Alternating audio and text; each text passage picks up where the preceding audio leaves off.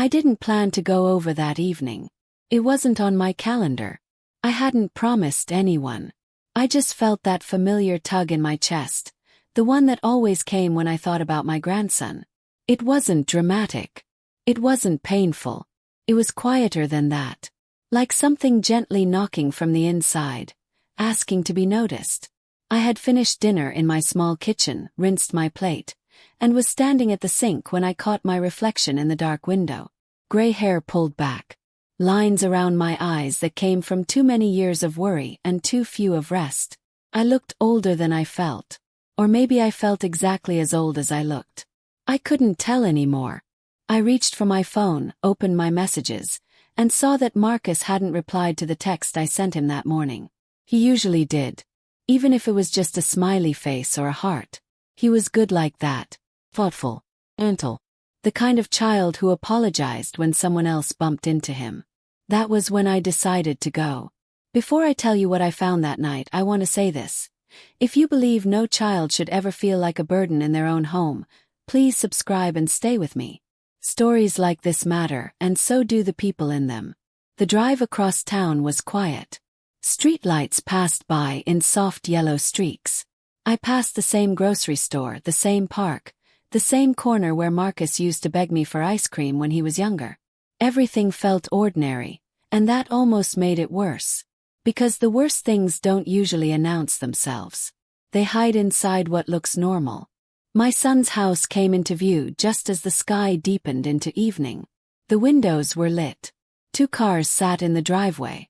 Christmas lights still clung to the roof even though the holiday had passed weeks ago. From the outside it looked like a warm, happy place. I parked at the curb and sat there for a moment with my hands on the steering wheel. I don't know why I hesitated.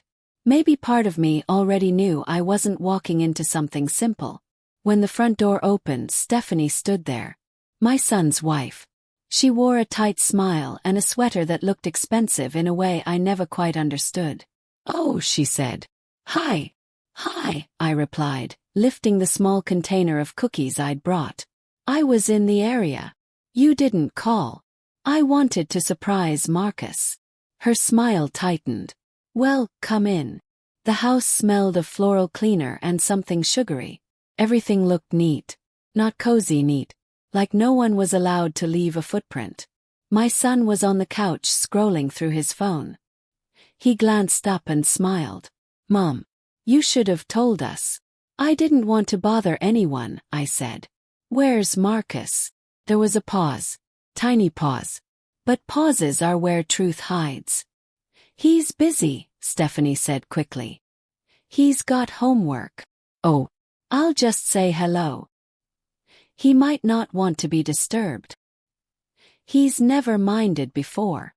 I walked down the hallway toward Marcus's old bedroom. I knocked softly. "Marcus." "It's Grandma." No answer. I knocked again. Nothing. "Maybe he's in the garage," Stephanie said behind me. "He likes it there. It's quieter." The garage. The word landed strangely. I turned and walked toward the side door. When I opened it, cool air brushed against my face. The light inside was dim, just a small lamp near the far wall. Marcus was there. He was sitting in his wheelchair beside a thin mattress on the concrete floor. A folded blanket lay at the end. A small pile of books sat nearby. He looked up when he saw me, his eyes wide, as if he'd been caught doing something wrong. "Grandma," he whispered. "Oh, sweetheart," I said softly. "What are you doing out here?" He looked down at his hands. "It's okay." The lie was thin. It always is. "Do you sleep here?" he asked. He hesitated. "Most nights." My heart felt like it was breaking open. "Why?" "They need the rooms inside," he said. "Stephanie needs space. Riley and Madison have their things. It's easier if I'm out here." "Easier?" I knelt in front of him and took his hands. They were cold. "Easier for who?" He didn't answer. His eyes filled with tears. "I don't want to make anyone upset," he whispered. "I don't want to be a problem." That was when something inside me shifted. Not anger. Something deeper. Kind of fierce clarity. You are not a problem, I said. You are my grandson. I stayed with him for a long time. Then I stood up. Pack what you need. You're coming with me. His eyes widened. Dad will be mad. I'll handle it. We walked back into the house. Stephanie's eyes narrowed. What's going on? Marcus is coming with me, I said. You can't just take him. I can. We left. That night, Marcus slept in a warm bed. And at my kitchen table, I wrote a letter that would change everything. Marcus slept more deeply than I had seen him sleep in months. I could tell just by the way his shoulders finally relaxed, and the soft rise and fall of his breathing filled the quiet room. When a child has lived in fear for too long, even sleep becomes shallow, like they're always waiting to be woken up by something bad. That night he didn't stir once. I stayed awake much longer than I meant to. I sat at my kitchen table with a mug of tea that had gone cold, staring at the folded letter I had written.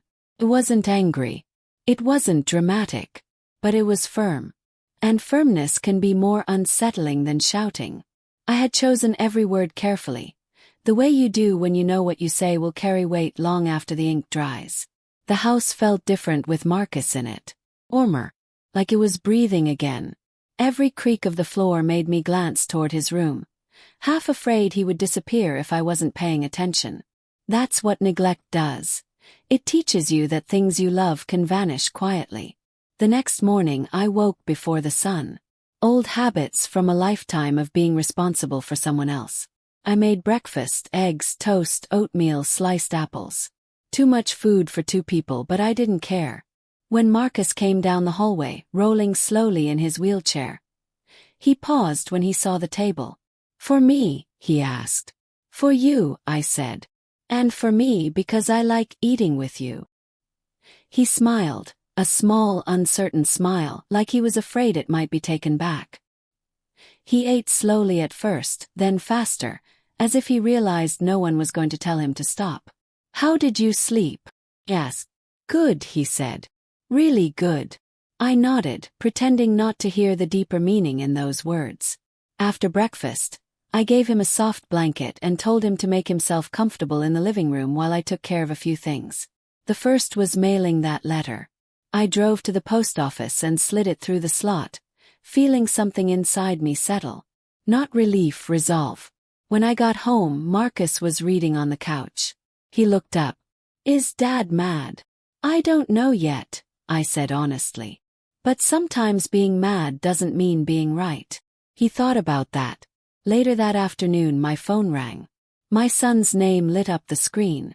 Mom, he said when I answered. His voice sounded strained. Stephanie said you took Marcus. He's with me, I said. You can't just do that. I can when he's not being treated well. There was a long silence. She said he likes being in the garage. Closed my eyes. David, he was sleeping on concrete. I didn't know it was like that. I believe you, I said. But not knowing doesn't change what happened. He sighed. She's furious. I expected she would be. I don't know what to do. Then start by listening. He didn't respond. And in that silence, I heard everything he wasn't ready to admit. Over the next few days, Marcus slowly began to relax. He laughed more. He asked for seconds at dinner. He stopped flinching every time someone raised their voice on the television. These were small things, but small things are how healing begins. One evening, as I folded laundry in the next room, I heard him talking softly. I peeked around the corner. He was on the phone. I'm okay, he was saying. I'm with Grandma. Pause. I don't know when I'll come back. Another pause. Okay. He hung up and stared at the screen for a moment before setting it down. I didn't ask who it was. Sometimes people tell you when they're ready. That night, I checked my mailbox and found a reply to my letter. It wasn't from my son. It was from Stephanie. The words were sharp, defensive, full of denial. She said Marcus had chosen to be in the garage. She said I was interfering. She said I was exaggerating. I folded the letter and placed it in a drawer. Marcus deserved better than to be treated like an inconvenience. And I wasn't done yet. Marcus didn't say it out loud, but I could see the fear in the way he kept checking the front window. Every time a car passed, his eyes would flick toward the street, just for a second. Not enough for anyone else to notice. But I noticed. When you've spent a lifetime watching children, you learn to see the smallest changes in them. The way they hold their shoulders, the way their breathing shifts, the way silence means more than words ever do. He was afraid his father would come and take him back. I didn't blame him. The first few days after Marcus came to stay with me felt almost unreal. It was like the house had remembered what it was for. The air felt warmer. The walls didn't echo the same way. I caught myself humming while I made coffee, something I hadn't done in years. Marcus sat at the kitchen table most mornings. His school book spread out neatly in front of him. He worked slowly, carefully, like someone afraid of making mistakes. When he got stuck on a problem, he would stare at it for a long time before quietly asking for help. "Grandma," he'd say, barely above a whisper, "I think I did this wrong." I would pull a chair beside him, and we'd look at it together. Sometimes he had done it wrong. Sometimes he hadn't. Either way, I always said the same thing. Trying is never wrong. He would nod, but I could tell it would take time for him to believe me. My son called every day that week, sometimes twice. At first, he left long voicemails. He sounded confused, hurt, angry, scared, all tangled together. He said Stephanie was furious. He said the house felt empty without Marcus, even though she insisted everything was better now. He said he didn't understand how things had gotten so bad without him noticing. I didn't return the calls right away. Not because I didn't care, but because I was watching Marcus. One afternoon, I found him sitting on the floor in his room, surrounded by folded clothes. He was trying to organize them in a way that made sense to him. "Are you moving already?" asked gently.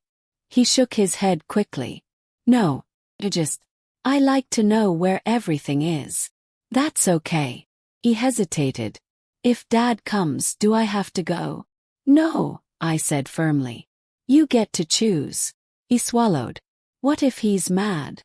"Sometimes grown-ups are mad when they should be ashamed," I said softly. That night, after Marcus had gone to bed, I finally called my son back. "Mom," he said as soon as he answered, "Stephanie is saying you're trying to take him away from us." "I'm trying to protect him," I replied. "He was fine," my son insisted weakly. "He was sleeping in a garage." There was silence. "I didn't know it was like that." "But now you do." "I don't know what to do," he said. "Start by listening to your son," I said. "Not your wife." He didn't answer. Over the next few days, something subtle began to change. The calls from my son grew quieter, less defensive. He asked questions. Not accusations, questions. "What does Marcus eat? Does he go to bed early? Does he seem okay?" Answered honestly. "He eats like someone who was hungry for a long time. He sleeps like someone who didn't feel safe. He's getting there." Stephanie, on the other hand, said nothing. No calls, no messages, just silence. And silence, I knew, was not acceptance. One evening, Marcus was watching television when he suddenly muted it. "Grandma." "Yes, sweetheart. Did I do something wrong?" My heart twisted. "Why would you think that?" "Because everything got messed up when I left." "Everything was messed up before you left," I said gently. "You just stopped hiding it." He looked down at his hands. "I didn't mean to cause trouble." "Sometimes telling the truth feels like causing trouble," I said. "But it isn't." He nodded slowly, like he was storing that thought somewhere deep. The next morning, my son showed up unannounced. Marcus heard the car before I did. I saw the fear flash across his face before he tried to hide it. "Do you want to see him?" I asked quietly. Marcus hesitated, then nodded. My son stepped inside, looking smaller than I remembered. He had dark circles under his eyes. His jacket was still buttoned like he hadn't meant to stay. "Hi," he said to Marcus. Hi, Marcus replied. They stood there, not sure how to close the space between them. I didn't know, my son said finally. I really didn't. I was still there, Marcus said softly. That was all he said. And somehow it was enough to crack something open. My son stood in the middle of my living room like a man who had just woken up inside someone else's life. The furniture was the same, the walls the same, but the presence of his son made everything feel different. Marcus sat in his wheelchair near the window, his hands folded carefully in his lap. His eyes fixed on his father's face as if trying to read something there that he'd been missing for a long time. I didn't know, my son said again, softer this time, like saying it louder hadn't made it any truer the first time. I know, Marcus replied. But I was still there. Those words didn't sound angry. They sounded tired. And somehow that made them hurt more. I should have noticed, my son said. You've always been quiet, but not like that. I should have seen something was wrong. Marcus shrugged. I didn't want to make it worse. Worse. The idea that a child could believe things were already so bad that telling the truth might make them worse was something I would never fully get over. My son looked at me then like he wanted me to step in and make it easier for him. I didn't. This isn't my conversation, I said gently. This is yours. He nodded and turned back to Marcus. I never wanted you to feel like you didn't belong. I did, Marcus said. I felt like I was just taking up space. My son's jaw tightened. You're my son. Marcus looked at him, then really looked at him. You didn't say that for a long time. The silence that followed was thick. Heavy with everything that hadn't been said over the past months. My son rubbed his face with his hands, the way people do when they're trying to hold themselves together. I don't know how I let it get like that, he whispered.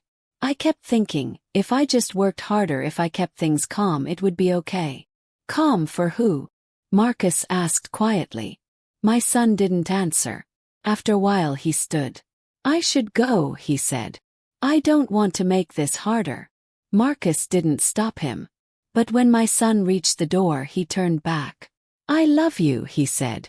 Marcus hesitated. I want to believe that. My son left without another word.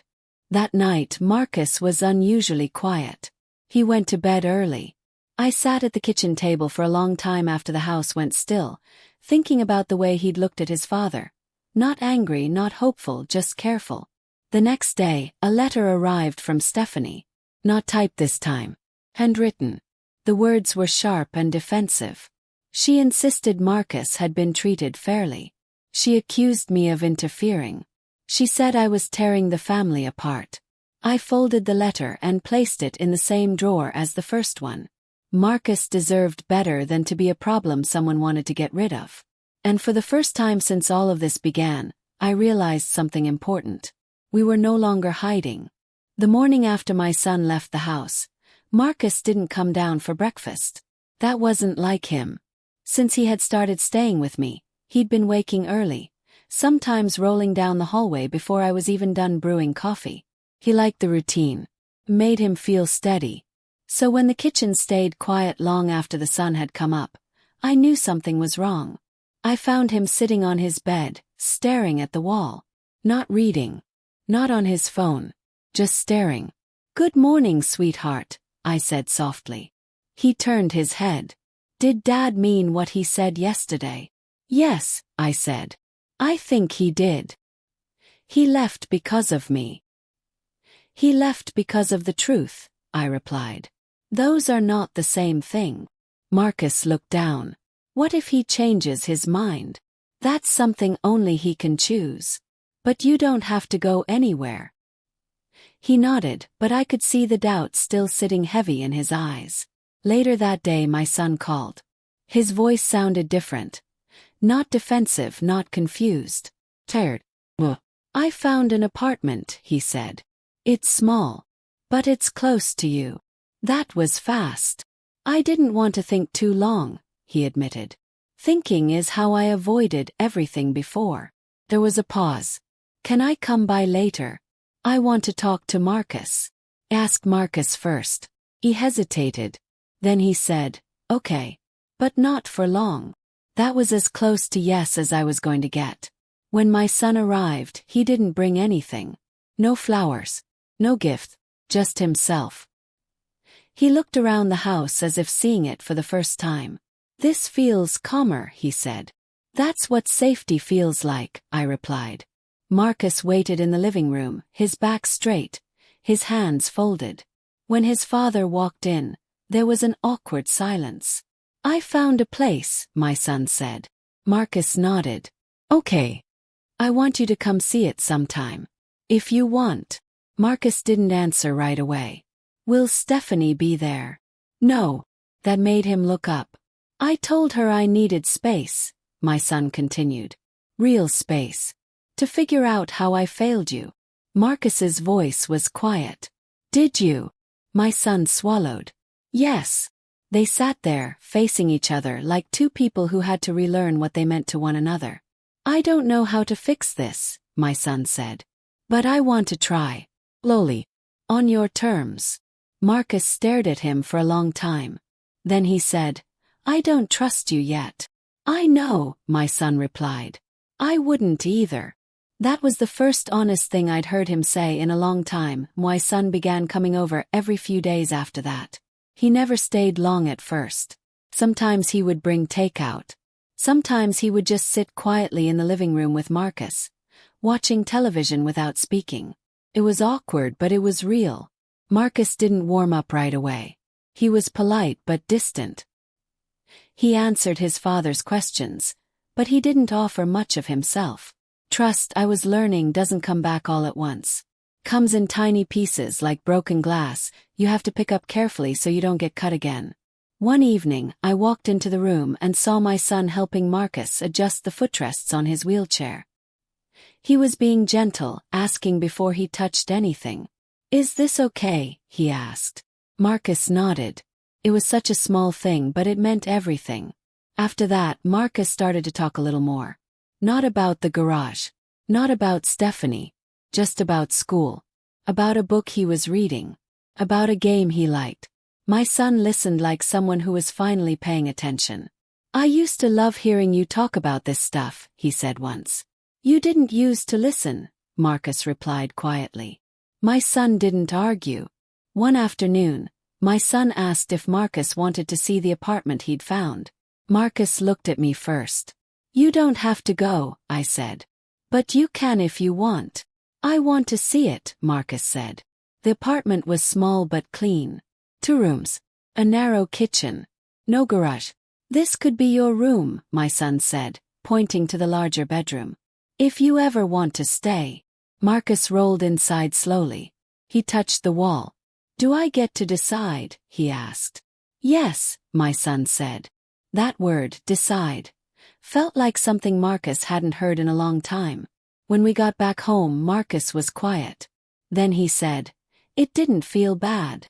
That was his way of saying something important. Not everything was fixed. Stephanie was still out there. Hurt feelings were still raw. But something new had begun. Not forgiveness, but the possibility of it. And sometimes that's how healing starts. The first morning Marcus woke up in my house without checking the front window was the morning I knew something had changed. It was a small thing. No one else would have noticed. But I did. I was at the kitchen table reading the newspaper when I heard the soft roll of his wheelchair coming down the hallway. He came into the kitchen, rubbing his eyes, his hair still sticking up in places. He didn't glance at the door. He didn't look toward the street. He just came straight to the table. "Morning, Grandma," he said. "Morning, sweetheart." He sat down and poured himself a glass of orange juice without asking. It was such a tiny act of confidence that it almost made me cry. For a long time after Marcus came to stay with me, every morning had begun the same way. He would wake up tense, half expecting someone to knock on his door and tell him to pack his things. He would sit by the window, watching for his father's car, as if the future might come and drag him away without warning. Fear had made a home inside him. But not that morning. That morning he just existed. And that was everything. Life slowly began to take on a new shape around us. It wasn't dramatic. It didn't come with music or speeches.